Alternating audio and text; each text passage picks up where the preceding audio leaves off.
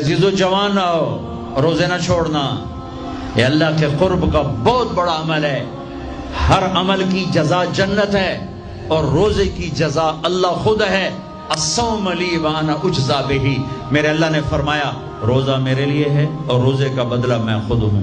کام چھوڑ دینا، تھوڑے کر لینا، کام تھوڑا کر لو۔ آپ سے کہتا ہوں اپنے کام تھوڑے کر دو، اپنے نوکروں کی ڈیوٹی تھوڑی کر دو، سب کو روزے کے لیے تیار کرو، خود روزہ رکھو، گرمی برداشت کرو، بھوک برداشت کرو، پیاس برداشت کرو۔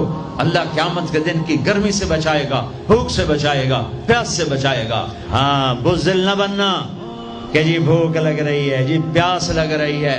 اللہ اس دن کی بھوک سے بچائے گا، پیاس سے بچائے گا۔ میرے عزیزو، میرے بچوں بچیوں، روزہ نہ چھوڑنا، روزہ نہ چھوڑنا، روزہ نہ چھوڑنا۔ یہ اللہ کی رحمتوں کا مہینہ ہے، یہ قرآن کا مہینہ ہے، یہ تورات کا مہینہ ہے، یہ زبور کا مہینہ ہے، یہ انجیل کا مہینہ ہے۔ سارا آسمانی علم رمضان میں اترا، تورات رمضان میں، زبور رمضان میں، انجیل رمضان میں، قرآن رمضان میں، ابراہیم علیہ السلام پر چھوٹی کتابیں رمضان میں۔ اور رمضان کا مطلب پتہ کیا ہے؟ رمضان کا مطلب ہے جل جانا۔ رمضان کو رمضان کیوں کہتے ہیں؟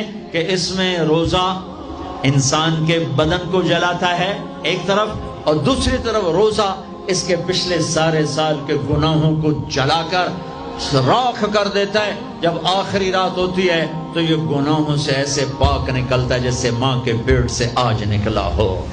روزہ نہ چھوڑنا، سب کی بخشش ہو جاتی ہے رمضان میں، سوائے چار آدمی، سوائے چار آدمی، سوائے چار آدمی، سوائے چار آدمی۔ اللہ نہ کرے ہم میں کوئی ہو ماں باپ کا نافرمان، شراب پینے والا، رشتہ داروں سے برا سلوک کرنے والا، رشتے توڑنے والا، رشتوں کو آگ لگانے والا، چھوٹی چھوٹی باتوں پہ لڑائی کے میدان گرم کرنے والا،